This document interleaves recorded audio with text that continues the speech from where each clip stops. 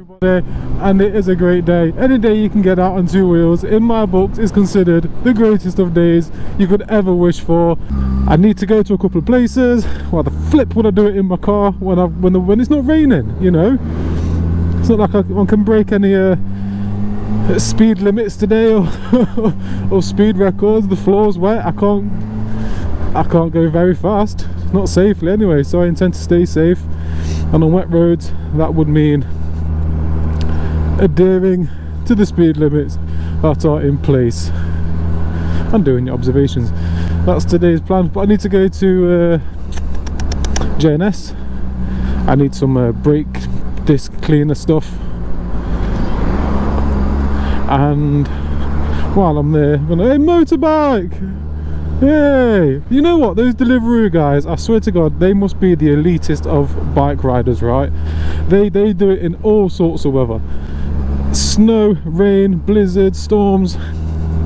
And then, you know what, you think they're bad, but I've had an experience riding in summer, and I tell you what, the excessive heat can be just as impacting on your riding mood as being cold.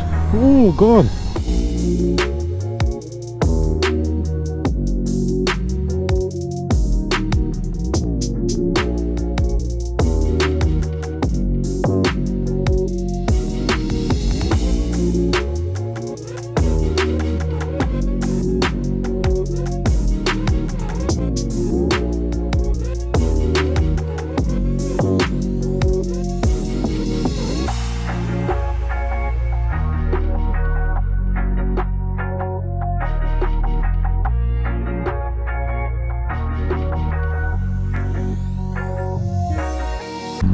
Well, that sucks. No J&S today. I kind of had a feeling they wouldn't be open because of the extra lockdown rules. Now we are in a full lockdown, so on all essential shops to be closed. But the reason I came here today is because I could have sworn I saw this open the other day, and I thought to myself, oh, J&S is open, I need to go there. But that's shut. Halfords is open, so, and they sell brake cleaner, so I think I'm going to go to Halfords, but not before I need to go to Asda again. Oh, it's Asda. I live at Asda. Asda. So just as I'm putting myself back together to get back on the road, I can't help but notice, since using that turtle wax stuff, just how much of a shine this bike's got. Bearing in mind I've been out on it 3 times now, and it might not pick up on camera, but there's a good film of dust, bit of dirt here and there everywhere, but it's the one product that I've used that isn't snake oil. Like, I can actually verify that turtle wax stuff does make your bike does make paintwork a lot glossier, massively. I've got my motorcycle brake cleaner. Thought I'd give this stuff a go. And also, I didn't realise they sell motorbike gloves. I've been moaning about my gloves for flipping ages. I tried these on in there, and oh boy are they comfortable.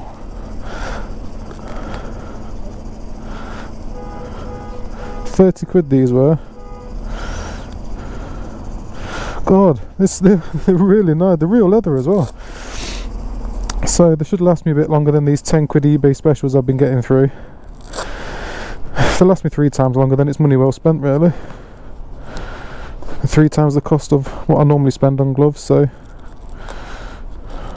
Oh yeah, that feels good. I think they're more of a summer glove, but it's alright.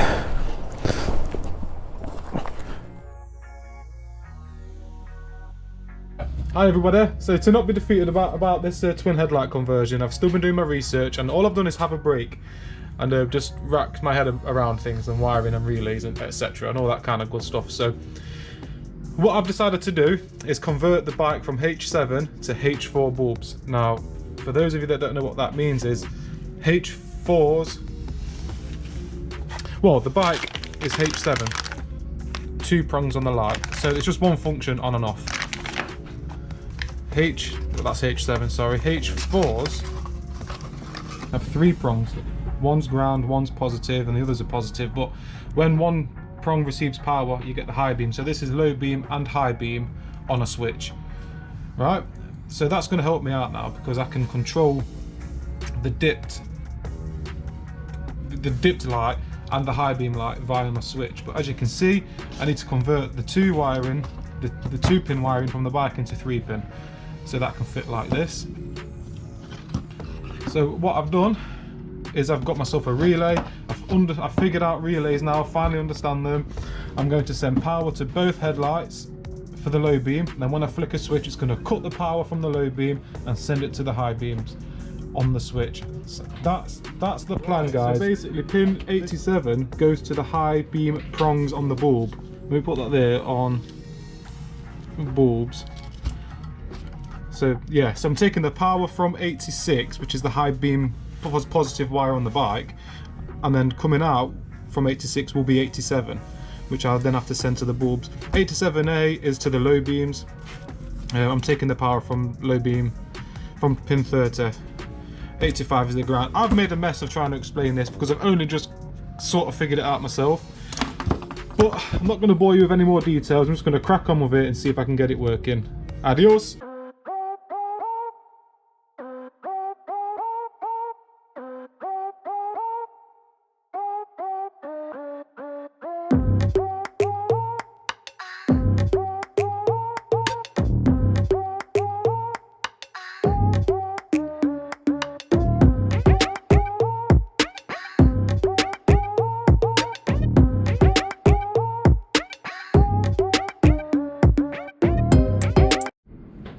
Right then guys, so this is where I'm up to.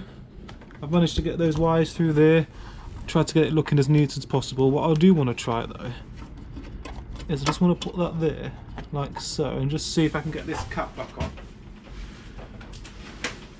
It does look quite deep, this cap, so sorry I keep knocking you about. It does look quite deep, this cap, so it should go on without a fuss.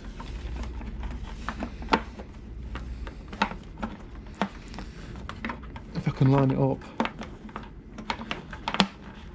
You know, I've given you guys the best seats in the house. Where this camera is exactly where I need to be to get to see things properly, but I'm gonna struggle just for you guys. No, I'm not, sorry. Okay, so the cap fits on fine. I've got my wires through there. That looks OEM, right? Look how clean it is. I mean, I'm going to put some more heat shrink around this so these are all protected and black, and they're going to be behind fairings anyway, but I'm really happy with how clean I've done that. So I've just got to do the other side now.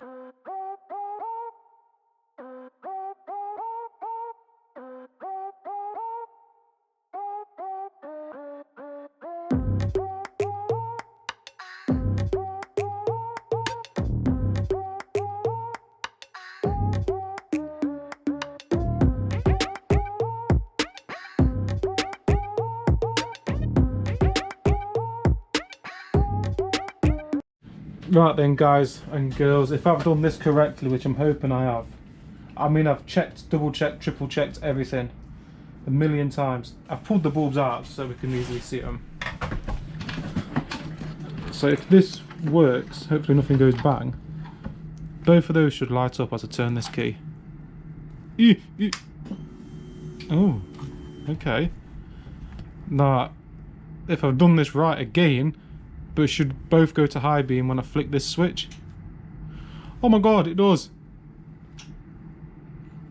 Low beam, twin high beam, twin low beam, twin high beam, and you can hear my relay clicking. I've done it right, I've wired it right, I've flipping done it right. So next job is to get all this looking really tidy, get some electrical tape, loom tape, get it looking presentable, tidy it all up, and then get those bulbs to fit those housings. Absolutely flipping incredible. Excellent. So, progress, but in a weird way. My high beams are now my low beams, and my low beams are now my high beams. Is that something I've done on the relay? Or this is going to take some thinking. It really is. Well, I'm sorry to disappoint again, everybody, but just when I thought I got it right, and I did, I got it right. All I'd done was I had the terminals the wrong way around, so I flipped them back around and everything was absolutely fine. I'm starting the bike and I'm low beam, high beam, low beam, high beam. I can see it reflecting off the shed and I'm thinking, yes, fantastic, brilliant. I've got that. So just as I was packing away and stuff, I then realised, now this is a flipping heartbreak. You can see that there, that is a swell in the lens of the light. Obviously these bulbs are too hot for this kind of plastic, which is surprising. Really surprising. Luckily the fly eyed, so they're not going to look too bad for now, but it looks like I'm just not going to be able to get this done, guys. I just don't know what to do. Other people are doing it and they're not, you know, running it for months and they're not getting like these kind of things. It's not like me to get deflated about something like this, but I am so deflated with it. You know the amount of hours I've spent trying to do it. Oh, I've got a headache, I'm freezing, tired, so I'm definitely calling it a day, but I just hate going to bed knowing my bike's in bits. I don't know if it's worth buying LEDs, because I'm pretty sure LEDs run a bit cooler. Oh, I just don't flipping know. I'll leave it as it is. I won't do anything too hasty. I was just about to pull it all out and just put it back to original and then buy a new headlight. But I won't do anything too hasty just yet. I'll probably leave it as it is and think about it. Oh, alright geezers. I'll let you know when I've decided what to do. God damn, look at that.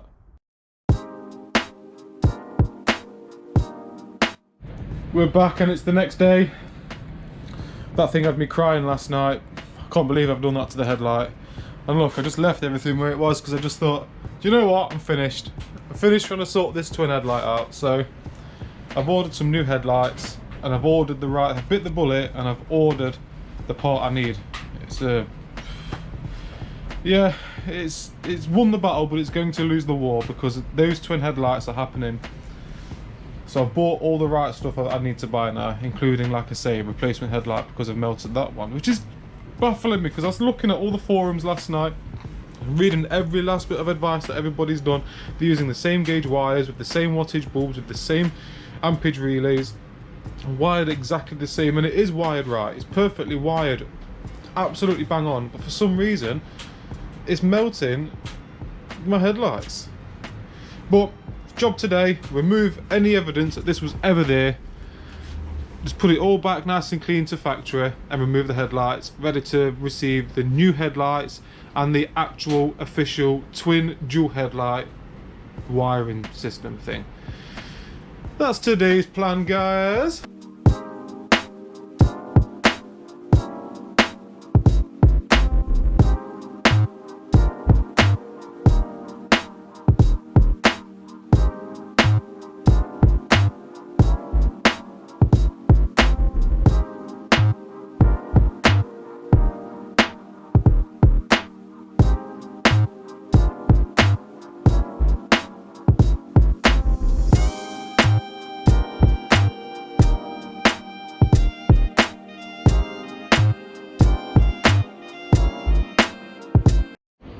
Oh, it's just about getting there now. Alice keeps asking me, babe, have you seen the lighter for the cooker? I said, no, babe. I ain't seen it anywhere. It's a mystery to me. Very good, very nice. Very good, very nice. Hello, chicken nugget, picture €10. Very nice. What's that J-Us, man? Very good, very nice. Oh, so I figured whilst I've got everything off while I'm waiting for it. Oh, by the way, I've done that side, look. Everything's nice, everything's as it should be. No more playing about, mister. I lie, I'm going to play about again. I'm just beating on this one project. But yeah, while I can get to everything, I'm going to give everything down here a nice good clean and wipe down, and yeah, might as well, eh?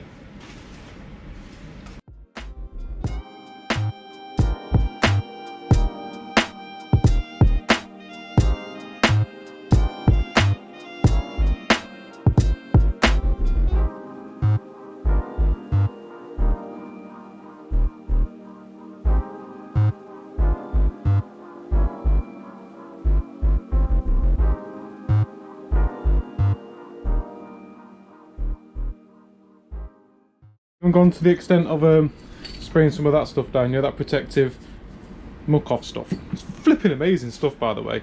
But I've got all my forks clean all around, front and back. I cleaned it all off with first I used Demon Shine to get the dirt off, then I used WD-40, then I went over it all again with that muck off protective spray. And I would consider that nice, clean, protected, shiny, ready for its new headlights. No more messing about. I keep telling myself that lie. I'll never stop messing about. But I won't stop messing about with headlights now because I just don't get it. So, yeah, that's it. That's it. I'll see you when the headlights are here. Oi! I burnt my headlights. Because I'm smart like that, so I've had to buy some new ones. There's the other one, brand spankers. I'm not going to melt these ones because I've learned from my mistakes. Now, these being new, obviously not tinted, I fly-eyed the other lot, so I'm going to have to do that today. Luckily I've got some left over from when I done it the other time. I've had to buy a new craft knife. Right, well, I'm going to start flying my new headlights. I can't do the dual headlights because they've sent me the wrong kit, which is the best news I've had in a long time. I'm absolutely overjoyed about that. But yeah, at least I can crack on tinting these. So the first thing I want to do is IPA, just to remove any kind of grease or anything that's going to make the film peel up in the future. I don't want that. I want it to look nice and proper. Do a good old job. Because if it's worth doing, it's worth doing properly.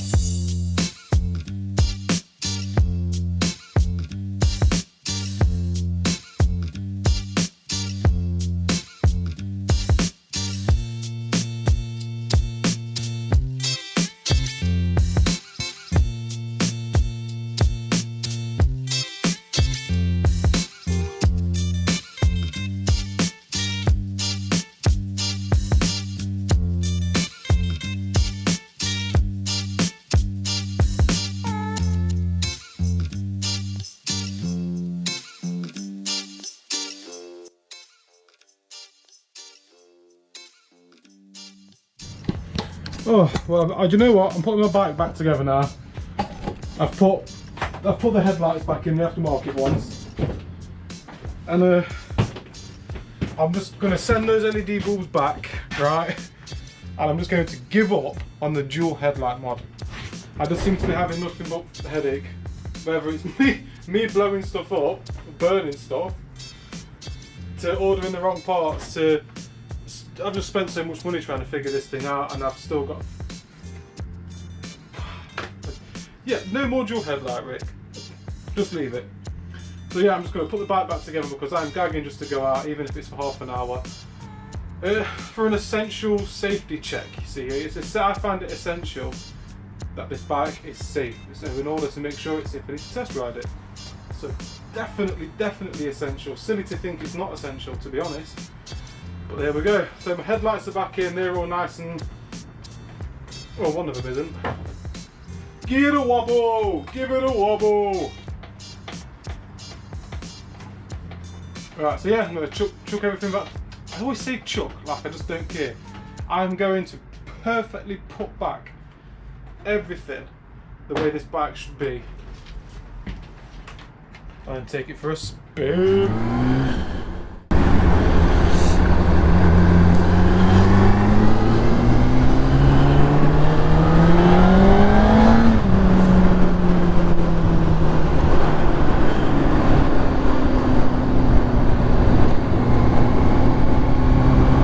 I need to go post those bulbs back that I'd bought because they don't fit, do they? They're not the right bulbs, so I've got to post these back now, which is a little bit irritating. I don't understand why I have to pay for postage when they sent the wrong ones, and you could argue that with a lot of sellers, but I suppose at the end of the day, just send things back. Oh man.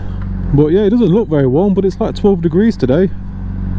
I'm in jeans and my leather jacket, not my textiles, and I'm in my riding trainers slash boot things rather than my big boots, and I feel comfortable. It's quite nice.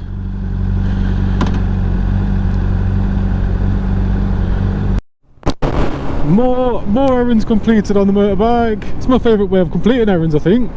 Do you know what's weird? All the errands I've got to do around the house, they kind of pile up, and I don't do them for ages. But you know, if there's errands I can do, and I can do using my motorbike, they tend to get done really quick. So weird that, isn't it?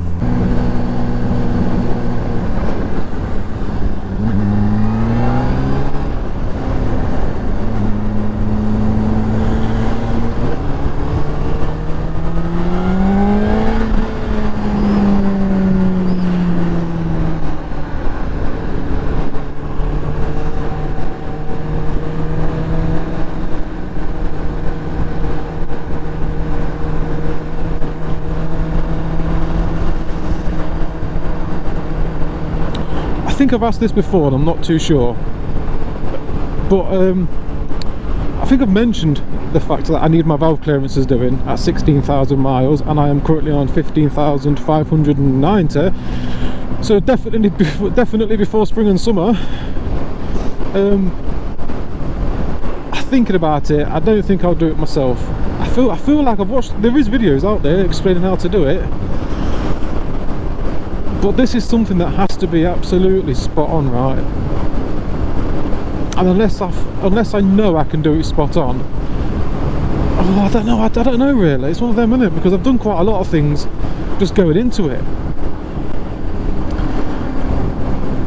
I've got valve clearances. Oh, just the words alone frighten me. And I know it's nothing scary, it's just the clearances of your valves, right? But I think you've got to find top dead center or TDC or something like that. I feel like it's one of those jobs where it's best to just be a mechanic and do it.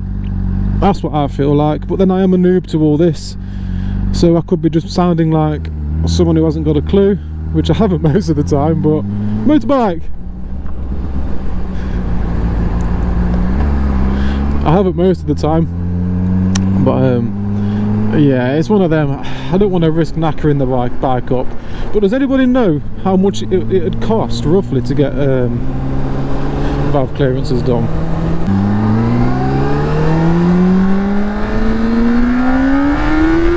Oh my god, it just pulls my face off. I always bail out. I can't just pin it. And I shouldn't just pin it actually, because there is some anti-pinning it guards in a car. I'm all legit, baby. Got no flies on me, cop. Oh yeah, well we've just seen you speeding, so off you pop. Oh dear. Take away danger, right, from a motorbike. Alright, impossible, I know. But what is, like, how could you not enjoy it, is what I feel like. I feel like most people are put off motorcycles because of the danger aspect. But you know, if you just look at the fun aspect of things, how it makes you feel and the freedom gained, and your head's on a swivel, you see it all, and yeah, that connection to the road is just so much more. It's got to be. You can't switch off. You know, admittedly, when you drive your car, and I'm admitting I'm the same as well, sometimes you get to your destination and think, flipping heck, that was a blur. I just autopiloted the whole way to this destination. You do that for a couple of minutes on a bike, and I guarantee you're in trouble. Oh man, just wonderful. Life is good on two wheels.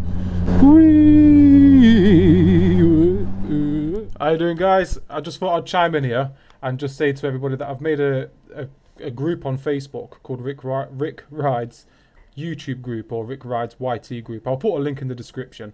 But I just figured it'd be quite nice to see what bikes everyone else is riding. I mean, you've all seen my bike a million times, and I'd really like to see your bikes and any modifications you're doing, and you know, just little bits and bobs if you've passed the test. Not that you can at the minute, but I just thought it'd be a great place to get to know my subscribers a bit more.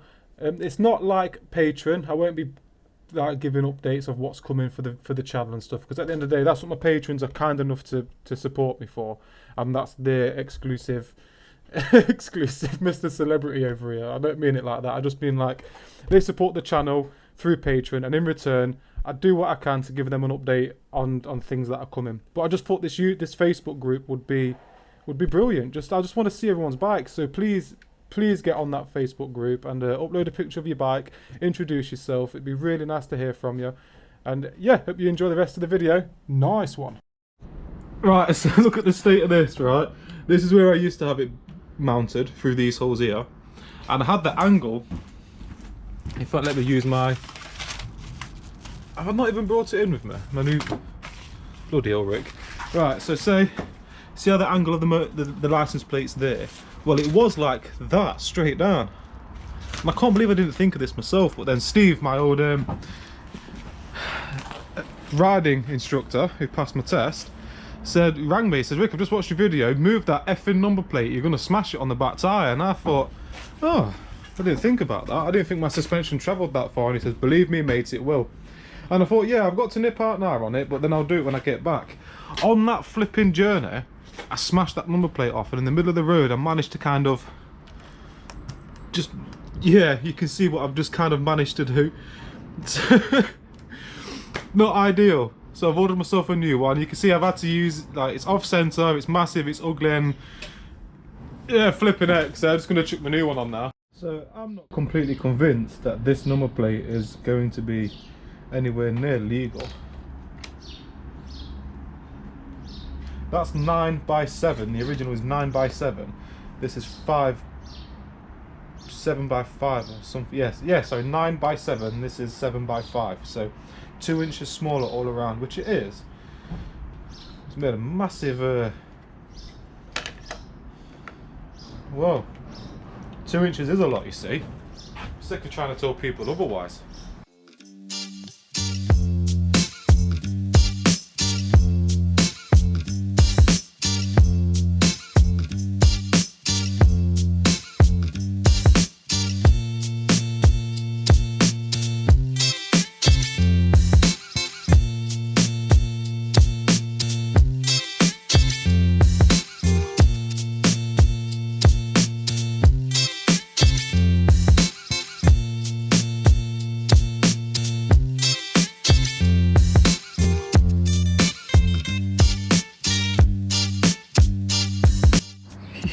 Does anyone else look at the bike, right? And every time they look at it, you just find it's a bit better looking each time. That's how I feel with this bike.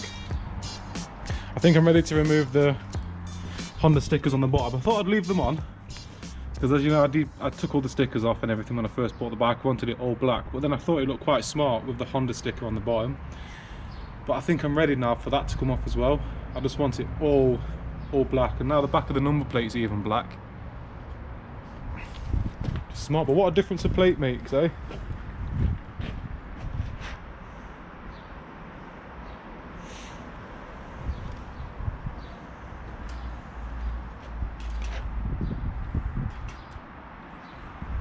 I'm going for a ride.